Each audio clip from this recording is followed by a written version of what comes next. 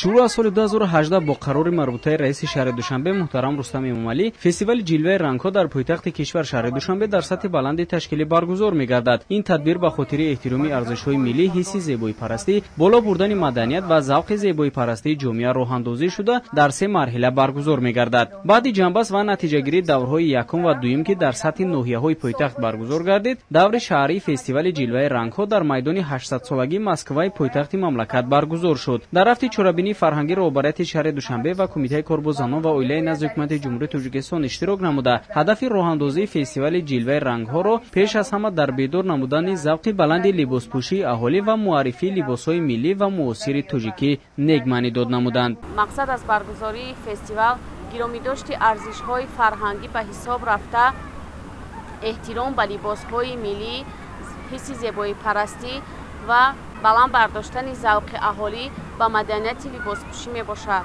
фестивали ҷилваи рангҳо дар доираи эълони сесола рушди деҳот, сайёҳӣ ва ҳунарҳои мардумӣ роҳандозӣ гардида ҳамасола гузаронида мешавад. дар чорабинии имрӯза ки бо ҷалби бошандагони пойтахт сурат гирифт, беҳтаринҳо муайян гардида бо диплому ифтихорномаҳои кумитаи тадорукот қадрдонӣ шуданд. барномаи консертӣ бо шукӯҳи ҳунармандони пойтахт ва чорабинии имрӯза таровати тоза зам намуд.